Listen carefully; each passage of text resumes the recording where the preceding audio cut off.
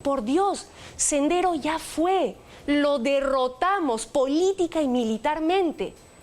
Pero hay quienes, y nos costó muchísimo, mucho dolor, muchas vidas, pero hay quienes no les importa ese dolor y quieren revivir un fantasma. ¿Para qué? Para generar miedo.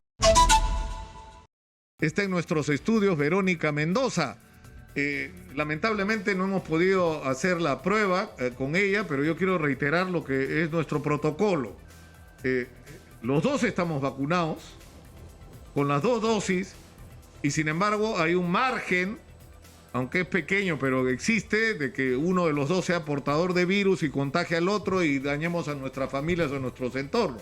La recomendación de las autoridades sanitarias es o te haces la prueba antes de reunirte con una persona así esté vacunada o te pones mascarilla como estamos haciendo en este momento. Entonces haremos la entrevista con mascarilla e invoco a que todos sigan este ejemplo. O sea, no basta estar vacunado, sobre todo si estamos amenazados por la tercera ola. Verónica, bienvenida de vuelta después de tiempo que nos sentamos acá en este estudio. Así es, Nicolás. Muy buenos días. Muchas gracias por la invitación. Efectivamente, las últimas veces todo fue virtual, a distancia, y ahora nos reencontramos con estos cuidados que tú bien señalas siguen siendo fundamentales, ¿no? Y me alegra que como medio de comunicación, como periodista, continúes en esta campaña que creo que es fundamental para recordarnos a todos los ciudadanos que todavía estamos en riesgo. Vamos en un buen camino, es cierto, la vacunación viene avanzando de manera importante, pero tenemos que seguir cuidándonos, ¿no? Y hay que dar el ejemplo. ¿Cuál es el papel de tuyo y de ustedes de Nuevo Perú en el gobierno? ¿Ustedes son aliados del gobierno? ¿Ustedes son invitados al gobierno? ¿Cuál es finalmente la situación de ustedes en relación al gobierno de Pedro Castillo? Sí, Nicolás, tú recordarás que en la campaña de segunda vuelta decidimos finalmente, luego de un diálogo, un debate, ¿no?, con Perú Libre y el profesor Castillo, apoyar su candidatura. Suscribimos un acuerdo en torno a algunos puntos de consenso, ¿no?, la defensa de la democracia, la defensa de los derechos, la necesidad de impulsar cambios de fondo, y luego trabajamos juntos en lo que fue este plan de gobierno actualizado que se presentó para la segunda vuelta, el plan del Bicentenario, ¿no?, del cual han derivado el mensaje del presidente y algunas políticas que se están anunciando, y es en el marco de esos acuerdos que nosotros como Nuevo Perú estamos participando en el gobierno, ¿no?, particularmente en el Ministerio de Economía y Finanzas y en el Ministerio de la Mujer, 2 sectores que son muy importantes, 2 ejes centrales de la política de un país, la economía, ¿no es cierto?, y la garantía de la igualdad de derechos, y lo estamos asumiendo, Nicolás, con la mayor responsabilidad posible, tratando de contribuir en todo lo que podamos por el bien del país. Ahora, ¿y cuál es el lugar que ocupa en todo esto la Asamblea Constituyente? Porque entiendo que Vladimir Cerrón está muy irritado porque no se le está dando al tema de la Asamblea Constituyente el lugar que él esperaría. O sea, él sostiene que la gente ha votado porque se cambie la Constitución, ¿no? Pero ¿cuál es el manejo que va a haber sobre este tema? Mira, Nicolás, tú recordarás, nosotros como Nuevo Perú siempre planteamos la necesidad de una nueva constitución, lo planteamos en la campaña, fue objeto de debate, ¿no es cierto? Y la propuesta que resultó ganadora en la segunda vuelta también reivindica la necesidad de una nueva constitución, ¿no? Por lo pronto, nosotros como Nuevo Perú estamos participando del Frente Nacional por la Democracia y la Gobernabilidad, donde se está discutiendo el tema.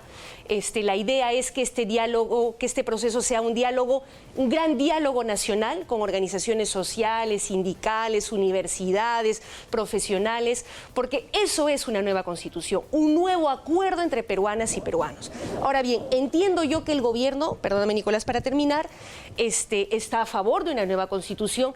Sin embargo, en esta primera etapa, entiendo yo, se ha priorizado lo más urgente, la vacunación y la reactivación de la economía, y me parece bien.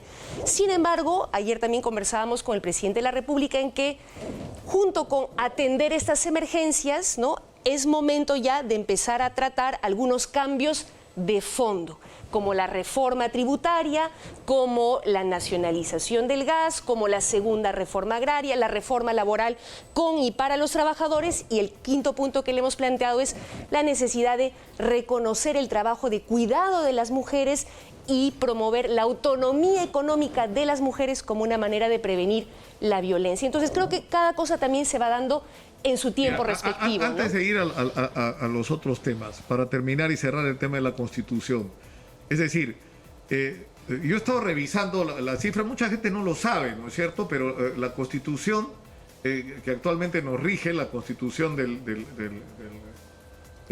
93, fue una Constitución que se llevó un referéndum donde obtuvo 3.800.000 votos por el sí y 3,5 millones, un poco más, por el no. O sea que ganó en realidad por un estrecho margen.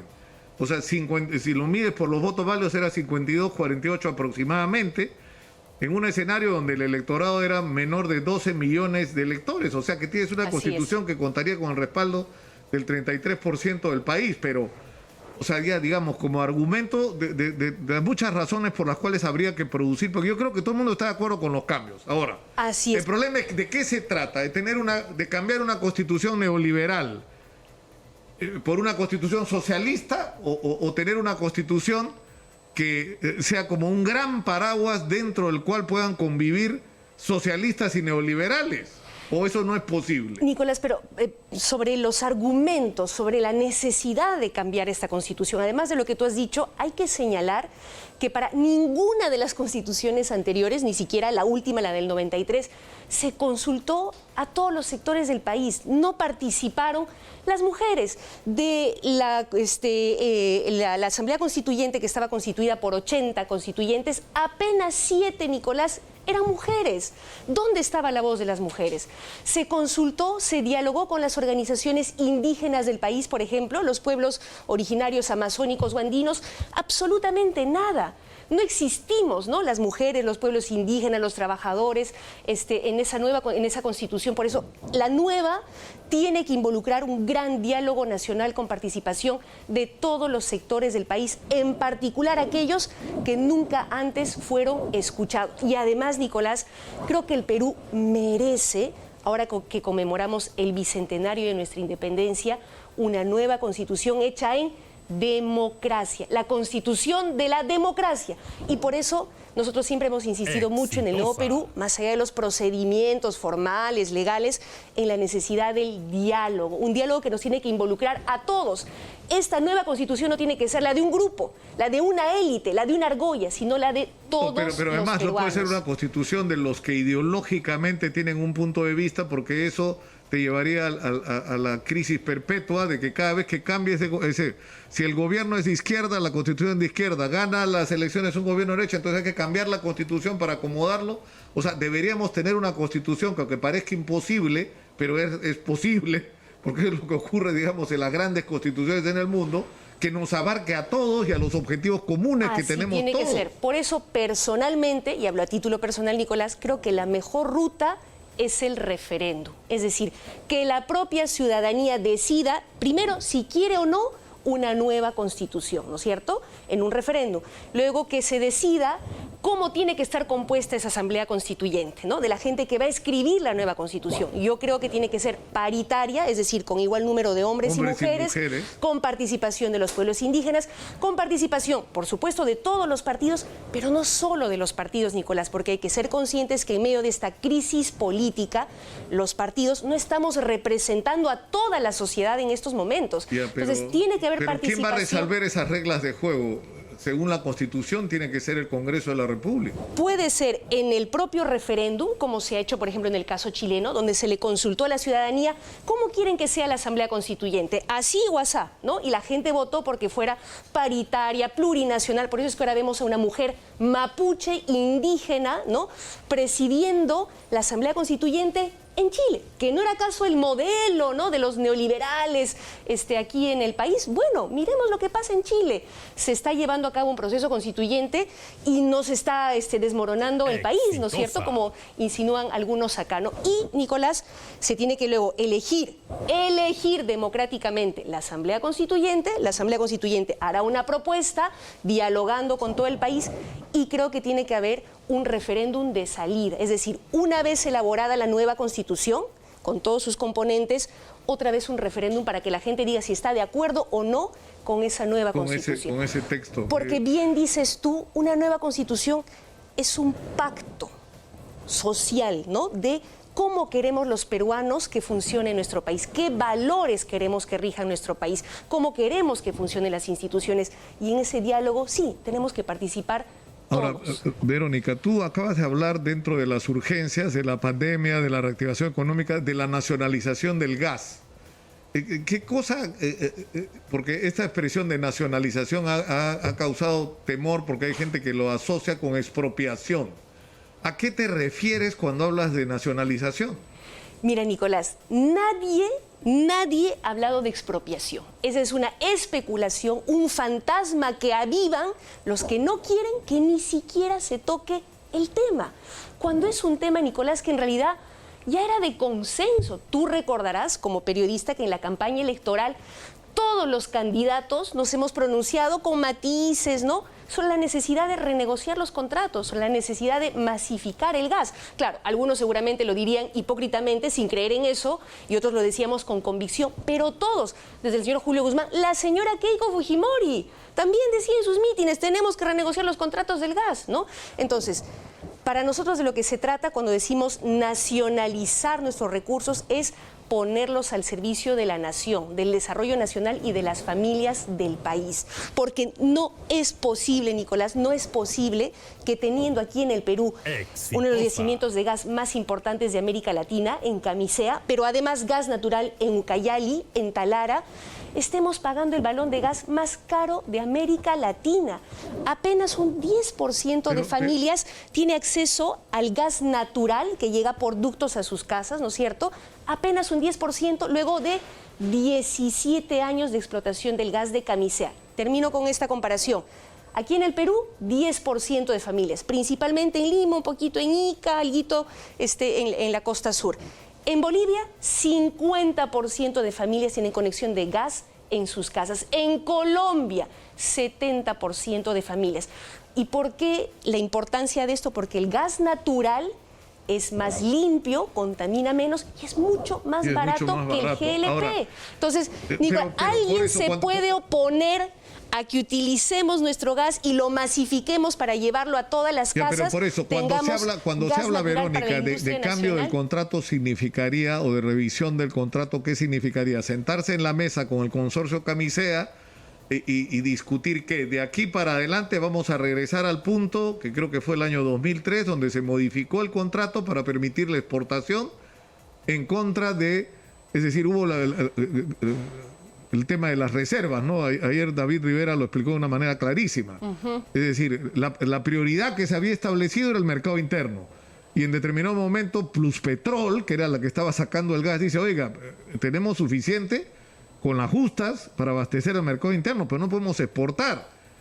Y no oyen ese reporte y informe técnico y deciden abrir la exportación en perjuicio del uso del gas dentro del país. Entonces, ¿esta renegociación qué significaría? ¿Regresar a ese punto? ¿Regresar a que vamos a priorizar el uso interno y luego vemos lo que sobra, lo exportamos?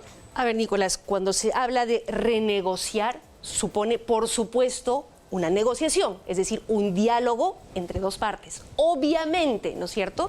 Y hasta donde yo sé, los integrantes del consorcio Camisea están dispuestos a dialogar, a negociar. Lo han hecho cantidad de veces con el Estado. No sé por qué ahora algunos se espantan, ¿no?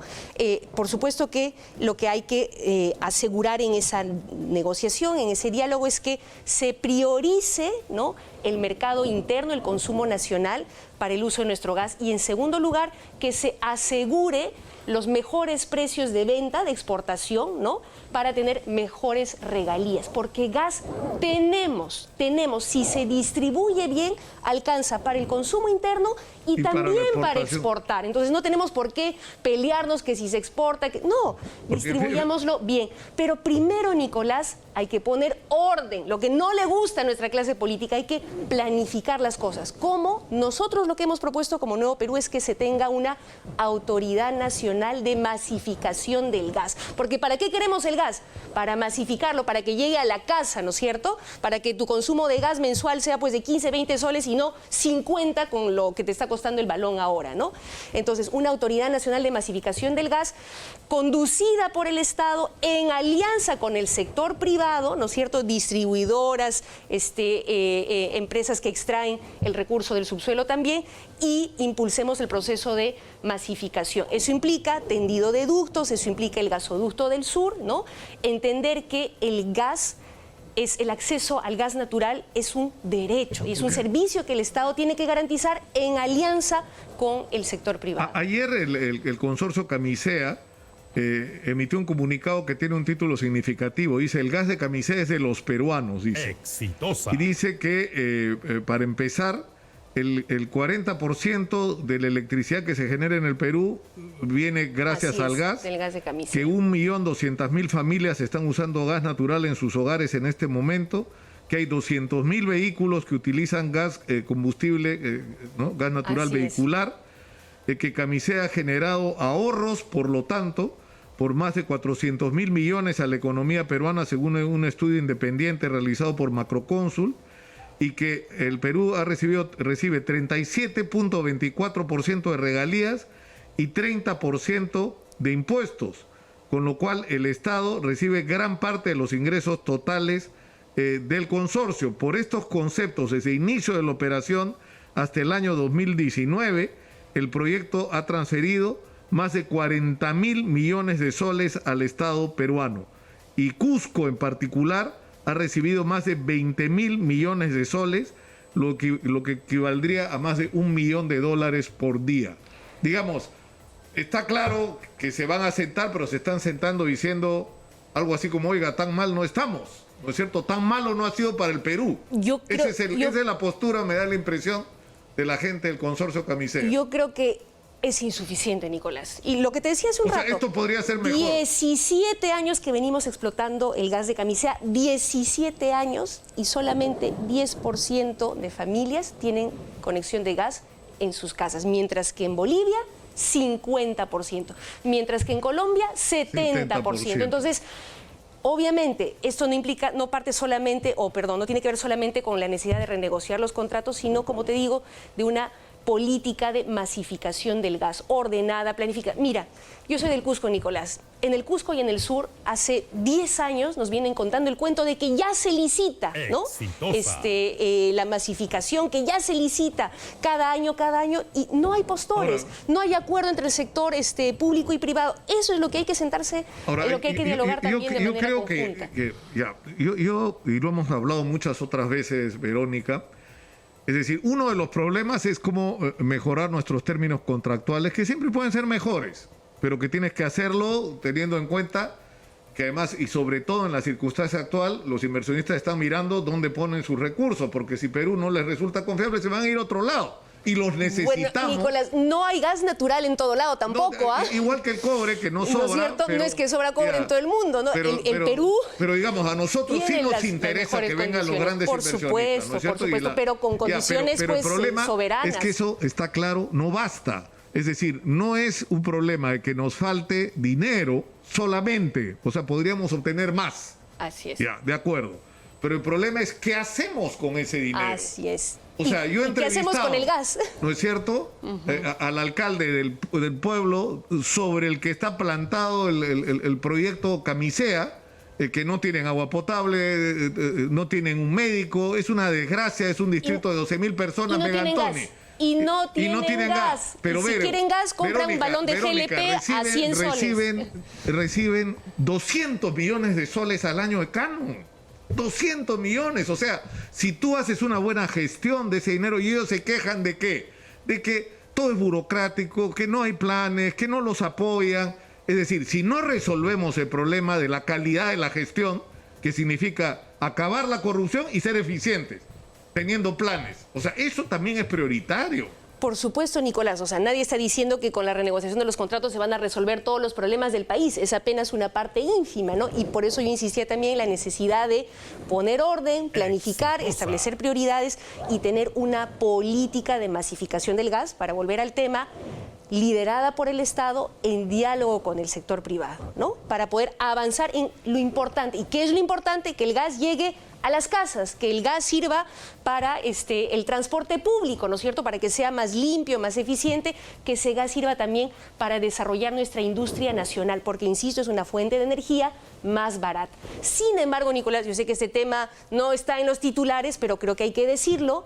Estamos en el Perú, somos uno de los países más duramente golpeados por el calentamiento global, ¿no? Y tenemos que no solamente transitar del petróleo, la gasolina, al gas natural, que es un poco más limpio, sino avanzar también al uso de energías renovables, solar, eólica, y el Perú tiene un gran potencial en esa materia, y ahí también el Estado tiene que liderar una convocatoria al sector privado, que tiene que ser un socio estratégico, no es un enemigo, tiene que ser un socio estratégico para desarrollar ese tipo de energía que servirá a su vez para desarrollar otras industrias, para generar empleo. A eso tenemos que caminar. Pero en lugar de discutir estos temas, Nicolás, técnicamente, políticamente, estamos en la lógica de que no se puede tocar nada, no se puede negociar nada, ¿no? O sea, no se quiere discutir los temas de fondo. Por la agenda, hoy día ha estado Iber Maravilla acá. Yo sé que la entrevista va a generar controversia porque lo dejaba hablar. Es decir, al señor Iber Maravilla le han dado con fierro por todos lados, yo creo que tiene derecho a ser escuchado. Y le he leído el pliego interpelatorio y él ha contestado. Hay cosas que no me han llegado a satisfacer a mí, no sé qué va a pasar en el Congreso mañana, pero en fin, el objeto de la entrevista era que él tuviera la posibilidad de exponer claramente su posición, digamos. Como debería ser. Ahora, siempre, la Nicolás. La pregunta es, ¿tú crees? Tú lo estás planteando como algo extraordinario, que un periodista le permita, ¿no es cierto?, a una persona que plantee sus puntos de vista. Y eso que tú estás planteando como extraordinario, efectivamente lo es, porque ahora ya no se van los temas de fondo, ya no se discute, todo es ataque, contraataque. Es decir, ¿no? Nosotros siempre decimos lo siguiente, o sea, hay una agenda que es la agenda nacional, la de los problemas de los peruanos. Así es. ¿No es cierto? Y la lista es enorme de todos los problemas que tenemos los peruanos. Y otra es la agenda de los políticos, o sea, mañana lo que va a estar en discusión en la interpelación es si hay terrucos infiltrados en el gobierno. Al final esa es la discusión. De si el gobierno de Pedro Castillo es un gobierno tomado prácticamente por Sendero Luminoso de alguna manera o de cómplice de Sendero. Nicolás, sobre ese tema, dos cosas, ¿no? Lo primero, nosotros como Nuevo Perú jamás seríamos parte de un gobierno pro terruco o pro violencia, de ninguna manera. Y si estamos participando es porque hemos escuchado el compromiso y la voz firme del presidente de la República, ¿no?, de deslindar claramente con toda forma de violencia y de terrorismo. O sea, eso es el punto de partida, ¿no? En segundo lugar, sí creo que hay que alertar, Nicolás, de que ciertos sectores políticos están azuzando, manoseando malintencionadamente este tema. Porque ahora ya no se terruquea. Antes a los que queríamos cambios nos decían revoltosos, ¿no?, enemigos del desarrollo, luego nos empezaron a decir terrucos. ¿Y ahora qué dicen, Nicolás? Ahora dicen filosenderistas. Ahora hay diarios que titulan, ¿no es cierto?, sus portadas diciendo que Sendero se ha infiltrado en el gobierno. Por Dios, Sendero ya fue, lo derrotamos política y militarmente. Pero hay quienes, y nos costó muchísimo, mucho dolor, muchas vidas, pero hay quienes no les importa ese dolor y quieren revivir un fantasma. ¿Para qué? Para generar miedo, para generar odios, para generar violencia, confrontación y evitar el diálogo, la discusión de los temas de fondo.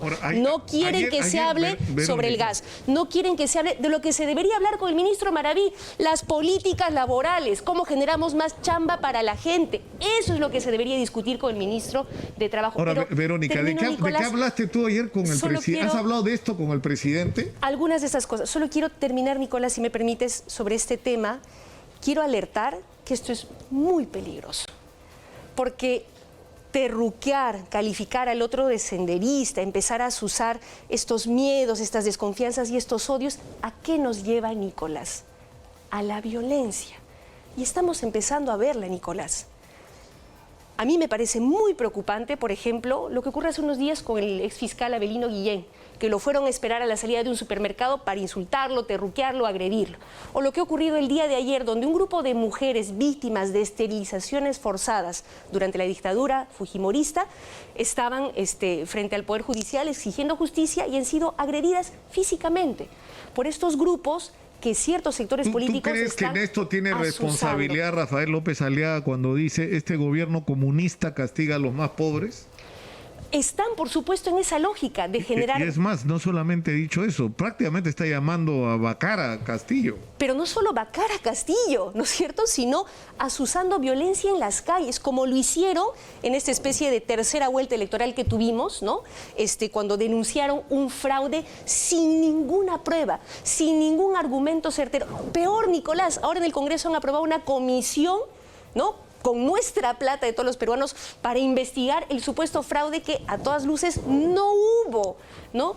Pero hacen eso para seguir alimentando estos miedos, ir asusando odios y asusando violencia. Quieren generar caos, quieren generar violencia y eso es muy peligroso. La violencia hoy en nuestro país está viniendo de esos sectores y hay que rechazarla categóricamente. No podemos ser condescendientes con eso. Discrepancia y debate político, bienvenido. Discutimos, nos pechamos, de acuerdo, pero no asusemos a la violencia. Tenemos que ir terminando y quiero hacerlo con una pregunta hacia la yugular. Si Pedro Castillo te pide ser parte del gobierno, ¿tú aceptarías? Nicolás. Sí, eventualmente, porque se habla hace rato el run del cambio de ministros. Si te propone ser presidenta del Consejo de Ministros, ¿tú aceptarías? No, Nicolás, eso está descartado. Sin embargo, nosotros como Nuevo Perú, quiero recordarlo, estamos participando y vamos a poner el hombro con críticas constructivas, como se las hemos hecho llegar al presidente el día de ayer, y sobre todo con propuestas. ¿Y cuál ha sido la crítica constructiva que sin violar la intimidad de la reunión puedas revelar?